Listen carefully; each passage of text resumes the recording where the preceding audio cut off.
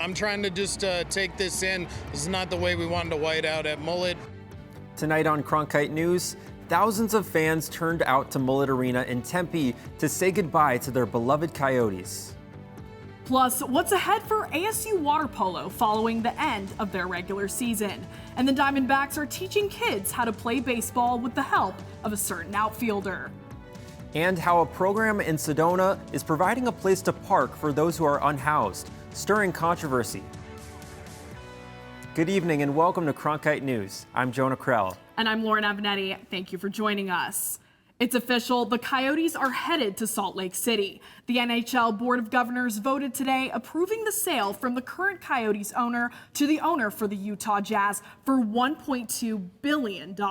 And this comes just hours after last night's gut-wrenching end for hockey in the desert and Coyote fans everywhere as the team played in its final contest in the Grand Canyon State. Our Danny Sullivan was there to gather the emotions of Yotes faithful. The Arizona hockey community might be one of the most tight-knit groups in all of sports as they unite while sharing a love for their Coyotes and now wish them an emotional goodbye together.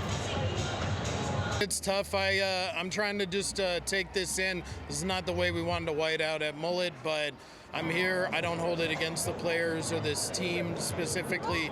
It's not a situation anyone wanted, but I'm here to celebrate with these fans for one last night. Because it's hockey, the desert, and I moved here honestly because there was hockey here, and now it's not going to be hockey here. So for me, it hurts. The power of sports is something that words just truly can't describe. The bonds, the moments, the little things along the way create for that one-of-a-kind relationship with your team. But for Coyotes fans, this isn't just a team. This is a family, a forever family. The Coyotes mean everything to me. I wouldn't be the person who I am today. I wouldn't have met the people who I love and cherish without them. I honestly don't know who I'd be without the Coyotes. When I was actually 13, I had open heart surgery, and through that I got like a Make-A-Wish grant, and I was able to meet all the players. They'd ask me like, what's something that would bring a smile to your face? And I'm like, sitting on the ice and meeting all the players of the Coyotes, and I got to go sit on the ice, enjoy the game, go back, meet all the players, and it was my wish because I had fallen in love with this team. With all signs pointing to this franchise calling Salt Lake City home next season, it appears that the sun has finally set on Arizona hockey. In Tempe, Danny Sullivan, Cronkite News. A lot of memories and emotions right there as the Arizona Coyotes season is now officially in the books. They picked up the win against the heavily favored Edmonton Oilers. However, this victory has a lot more sentiment and meaning behind it. Cronkite News reporter Trey Matthews joins us in the newsroom with more. The Coyotes organization has been through a lot the last few weeks, and it was definitely a bittersweet victory. Emotions were running high, but the players and coaching staff were determined to show how much the Arizona hockey community means to them. A lot of emotion, it was a great atmosphere. The fans really, made it unbelievable. They've supported us, through a lot of ups and downs, and, all the noise, they're always at our backs, and, we're super thankful for that. In their final game of the 2023-2024 season, the Coyotes defeated the Oilers 5-2 in front of an electrifying crowd at Mullet Arena. This wasn't a normal season finale, as this was the last NHL game played in the Valley for the foreseeable future. While the emotions and tensions were evident, the team was ready to embrace it. It's a place we really enjoy. The Valley here, the fans were great, and we enjoy living here. We enjoy being here, and we did. The coaches, the management, the player, everybody wanted to finish that on a positive note and give a really, really strong effort to our fans, and really proud against a top team the way we showed up. It's now official that the Coyotes will relocate to Salt Lake City, Utah, come the start of the 2024-2025 season. Since the news broke recently, the players and staff are still processing this, but Arizona native Josh Stone says that he and his teammates are excited for a new chapter. I think putting an NHL team in any city is going to really grow the game, and if the fans like hockey and they like fun high energy games, and they're going to love it and they'll enjoy it, and we got a group here that's really good and exciting to watch, so it'll be exciting for the city there. After 28 great memories, fans officially said goodbye to an old friend. people are hoping that someday the NHL will return to the Valley. Well said right there, Trey. And we know the team sold for $1.2 billion, but who gets that money? Out of the $1.2 billion, $1 billion will go to Alex Morello and $200 million will be split among the existing NHL owners. You also mentioned fans are hoping a team comes back. What are the chances of that happening? As part of the sale, the Coyotes franchise has been declared inactive and Morello will retain the rights to the branding associated with the team. He also has been granted a 5-year window to bring a team back if he can get an arena built. In the newsroom, Trey Matthews, Cronkite News. Switching from the ice to the court, the Phoenix Suns are preparing for the first round of the NBA playoffs against the Minnesota Timberwolves. The 6-seeded Suns will be on the road for games 1 and 2 before coming home to the Footprint Center for games 3 and 4. If you're interested in going to game 3, the cheapest tickets look to be around $100. And for game 4, the cheapest seats are around $84. According to Ticketmaster, tip-off of game 1 is this Saturday. We are less than a month away from the start of the WNBA season, and the Phoenix Mercury are bringing some changes to the court. Check it out. Yesterday, the Mercury announced a partnership with Partake Foods, which will be featured this season in the space for the team's rotating jersey badge. Then this morning, the team unveiled their new Rebel jerseys for this upcoming season. Inspired by the Suns' The Valley jerseys, these jerseys will also come with a first-of-its-kind matching home court. It's not every day you get to play and practice on a Major League Baseball field, Jonah. Yeah, the Arizona Diamondbacks gave kids from the local Boys and Girls Club an opportunity to do just that. Cronkite News reporter Jacob Jones has the story. The Diamondbacks kicked off their commemoration of Jackie Robinson Day with a free baseball camp and outreach clinic, welcoming kids from the Boys and Girls Club of the Valley and Pilgrim Rest Baptist Church. And really just get back to the community and the inner city kids, the underprivileged kids from the Boys and Girls Club, Pilgrim Rest Baptist Church, just out here to really just provide the basic instruction for these kids, the basic fundamentals. All kids received a glove, hat, Diamondbacks t-shirt, and special instruction from D-backs outfielder Alec Thomas. And, it means a lot to me, be able to, hang out with the kids and the people that, want to play baseball and try to, just have fun and, have fun with them and, let them know that baseball is a fun sport. The camp not only offered kids the chance to play and learn baseball at Chase Field, but also provided them with a once-in-a-lifetime opportunity to live out their big league dreams. Starting from a young age, it doesn't matter where they come from or how privileged they are. They got the opportunity to do it and play with these major league players. It's an honor to be asked to be a part of something special like this, and it means I'm doing something right, and being a good person, it always comes first. So you can be as good as you want out in the field, but if you're not a good person, then it's kind of like In Phoenix, Jacob Jones, Cronkite News. Coming up next, tens of thousands of people participate in Pat's Run each year. That's right, the run honors the life of the late Pat Tillman, but does so much more. It was partially out of grief, it was partially out of admiration, and it was partially out of we didn't want that to be at the end of Pat's legacy here in Arizona. After the break, we'll meet those who've benefited from Tillman's legacy as a result of Pat's run. I'm Adriana Gonzalez Chavez, and you may be seeing warm temperatures, but a slight cool down is expected for the end of next week. Coming up next, I have your forecast. What Cronkite News means to me is opportunity.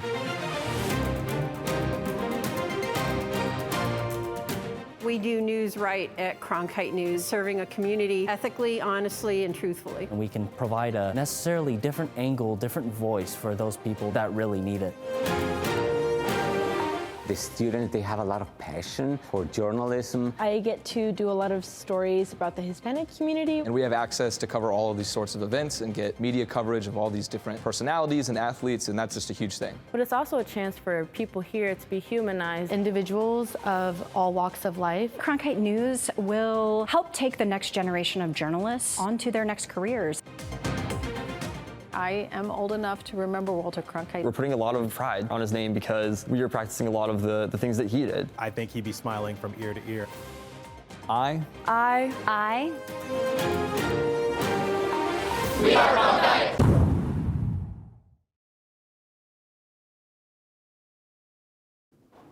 Welcome back. Pat's Run is celebrating its 20th anniversary this year. The race started in 2004 after some of Pat Tillman's closest friends decided to create something to honor his legacy.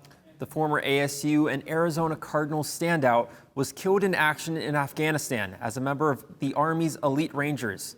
Cronkite News reporter Sam Valenti has more on how Pat's Run came to be and the impact it still has.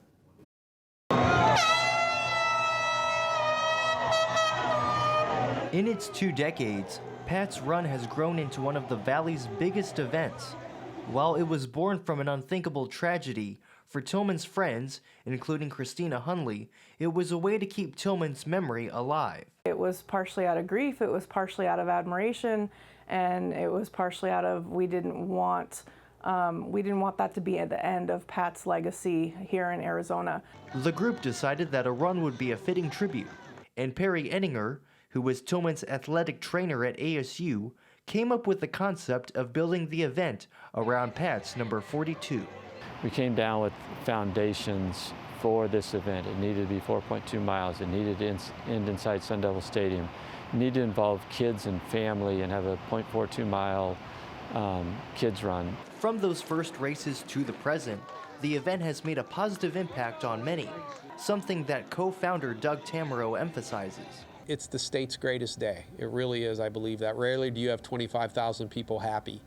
And that's been the case every year. I mean, everybody enjoys Pat's Run, whether you walk it, jog it, bring your family, everybody enjoys Pat's Run. The race also became the primary fundraiser for the Pat Tillman Foundation and the Tillman Scholars Program. The program invests in the education of military service members, veterans, and spouses. To see it grow both physically and just the impact that's grown just from the foundation and with the Tillman Scholar program now, and having over 900 scholars all over the world doing good work in Pat's name and in support of the foundation is just a remarkable reach. Hejung Park, who earned a PhD in developmental psychology, was a 2020 Tillman Scholar. The program has provided her with the chance to forge connections with other scholars. I get to meet with scholars who've been a scholar for several years, and I get to meet with new scholars and their passions. And what we do is we communicate about, like, okay, how can we take this a step further? Park currently works at the National Institute of Neurological Disorders and Stroke, and being a Tillman Scholar has allowed her to make a difference in people's lives. My portfolio ranges between like health equity to Alzheimer's and dementia, and things like topics like exposome. And so it's been a lot, it's been fulfilling, and I'm very happy to be able to blend my career with like who I am as a person and a Tillman Scholar. From bringing people from across the country together to enriching education, Pat's Run has made an impact on the lives of many, an impact not lost on the event's founders. I don't know what I've done. I don't know if how many things I've done good, how many people I've influenced, but I can say that this event and assisting it has given me the opportunity to feel like I've really done one good thing in my life. It's really really makes me feel good that I can, when my time is done, maybe I'll be remembered for doing something good. And that's pretty cool. In Tempe, Sam Valenti, Cronkite News. Doing something good for sure. Thank you so much, Sam. Well, if you want to get out and go for a run, you may have to do it in the morning or after the sun goes down, right, Lauren? Absolutely, Jonah. That's because things are heating up across the valley. Adriana Gonzalez-Chavez joins us now to fill us in on how hot it's going to get. That's right, guys. We're staying pretty warm here in the valley. We're about 87 degrees right now, and we won't be cooling down too much by 10 p.m. tonight. Still in the 80s with some chance of cloud coverage. Now, looking at our low temperatures across the state for tomorrow, Casa Grande a low of 58, Phoenix a low of 67, and a low of 54 for Sedona for tomorrow. Looking at our high temperatures across the state, pretty warm here, almost hitting 100 degrees for Phoenix, but not not quite there yet. High of 95 for Phoenix and Casa Grande. For tomorrow, Sedona a high of 80 and Flagstaff a high of 69. Now, looking at our 8-day forecast, we're well above average for this time of year. Usually we're at 86 for this time of year, but Saturday and Sunday, almost 100 degrees, chances of clouds, but 97 for the high, low of 66, and staying in the 90s all the way up until Wednesday. Some good news, though, for Thursday and Friday, finally back down in the 80s, so seeing a slight cool down there. Thursday, a high of 86. Friday, a high of 83 and a low of 60 with some chances of cloud coverage. So make sure to stay hydrated. Drink plenty of water if you're going to be going outside, doing anything outdoors across the state, because we're going to be staying pretty warm here. I'm Adriana Gonzalez-Chavez from the Cronkite Weather Center. Back to you. Thanks, Adriana. Sounds like great weather for a swim. And on that note, just last week, Arizona State Water Polo celebrated and honored the 4 seniors playing their last regular season match at Mona Plummer Aquatic Center. Cronkite News reporter Brandon Tran was at the event and tells us what it meant for the seniors to play in their last game in Tempe. Arizona State women's water polo fell to USC 14-10 in their final match of the regular season. Not the outcome the Sun Devils wanted for their outgoing seniors. We really wanted to send our seniors out with a win for the one last time in this home pool. And unfortunately, our emotions got the best of us. For the seniors, their final campaign was a bit of a blur. We had a crazy schedule, to be honest. In my past 4 years, I've never played this many games. It was crazy from weekend to weekend tournament. I can definitely feel that we are getting a bit tired, but there's still a lot in us that we can show that what this team has as potential. For players like Lutza Potopati, she feels like her skill set has evolved during her time in Tempe. My style of water polo completely changed. I think the previous years all prepared me for the success I had this season. I feel like I became a lot more complex player on offense, defense, both ends. Potopi, along with the other seniors, will be missed moving forward. The combination of the 4 of them gives a very well-rounded leadership to what a team needs in the water, inside the water, and outside the water. The team hopes to still put together one last run in the Mountain Pacific Sports Federation Conference Tournament. In Tempe, Brandon Tran, Cronkite News. The Sun Devils' next game will be at the Councilman Billingsley Aquatic Center in Bloomington, Indiana on April 26th. With a preview of your news headlines. Coming up next, a program in Sedona providing a safe place to park for those who are unhoused. It's not a homeless camp. This is only for people it's targeted for people who work in Sedona. Look at why some Sedona residents aren't pleased with the program.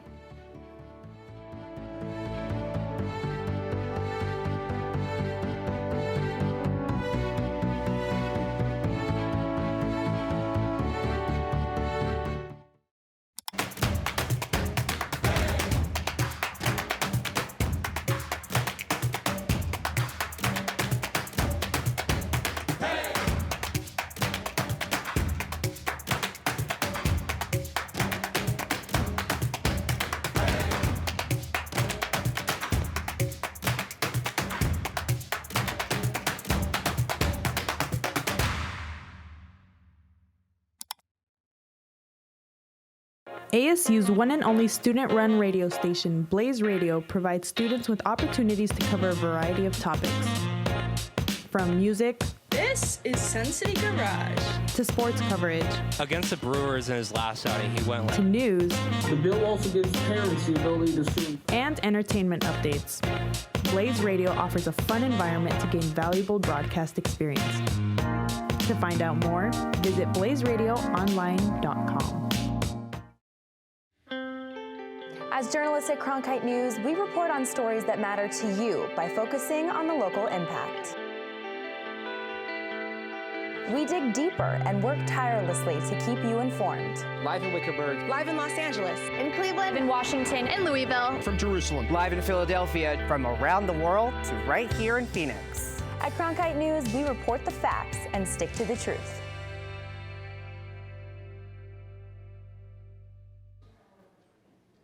I'm Athena Kehoe with a look at the latest news headlines. Earth Day is coming up. In honor of the special day, the town of Payson is hosting an Earth Day trash pickup event. They're looking for volunteers this Saturday to help clean the trail system around the Payson Event Center. It'll happen from 8:30 to 11:30 a.m. The Tonto National Forest says trash discarded in the forest systems can harm the overall ecosystem. You can sign up at justserve.org and don't forget your gloves. And in Sedona, there's some controversy after the Sedona City Council approved a program allowing unhoused local employees to park their cars in a temporary parking lot. Cronkite News reporter Ripley Simone Kennebrew spoke with those for and against the program. Finding a place to legally park is an everyday struggle for Jody Jackson. These are the day pass things that you stick on your window. I've got them from December to April 1st. Some of them are one nights. This one was for a week. She lives out of her RV and moves between parking lots nightly. We couldn't find any housing in Mesa, Tempe, Chandler, Apache Junction, and surrounding areas. I mean, we looked everywhere. Half of the places that were on the list didn't take Section 8 anymore, so we became homeless. Jackson is exactly who the Sedona City Council is trying to help with their new Safe Place to Park program. It's not a homeless camp.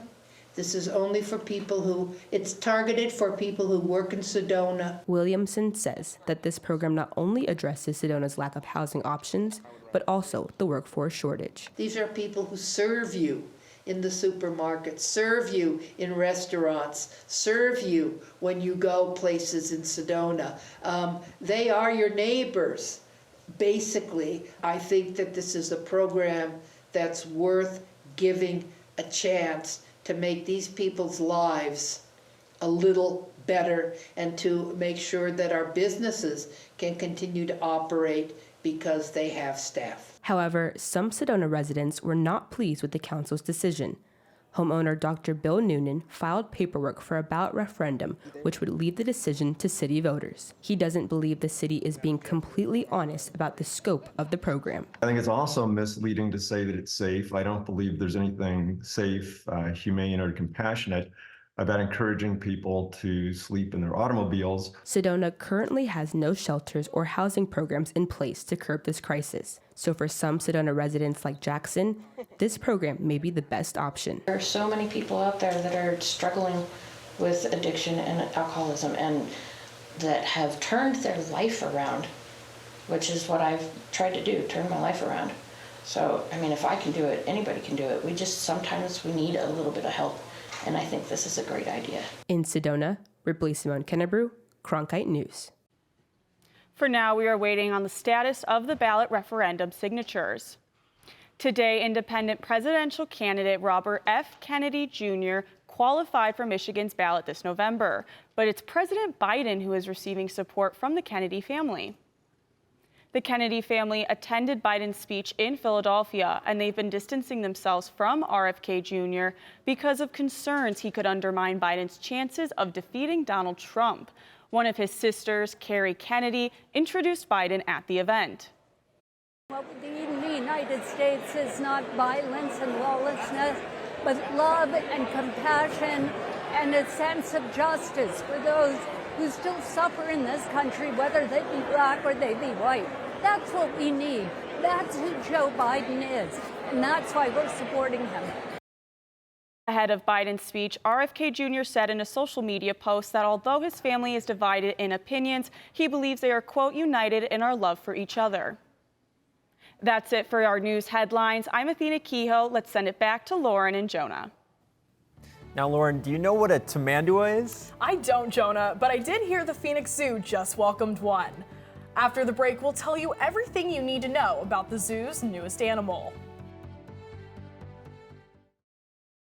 What Cronkite News means to me is opportunity.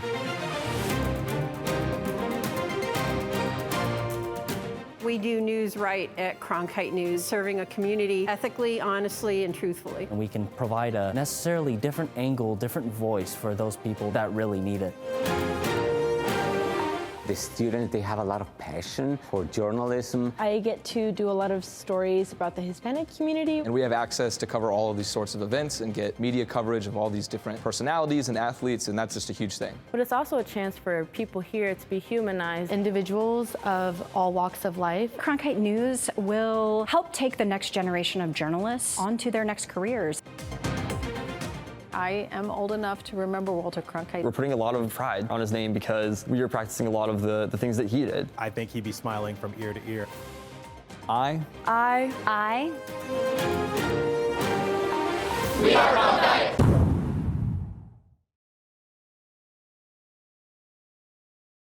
The Walter Cronkite School of Journalism and Mass Communications Phoenix Sports Bureau provides students with hands-on learning experiences and opportunities in sports journalism. From covering local high schools, colleges, and the pros, students get the opportunity to go live from our Facebook shows covering local, collegiate, and pro sports in the Valley. From digital reporting, broadcast, social media, and producing, there's opportunities for all. For more, go to cronkitenews.azpbs.org.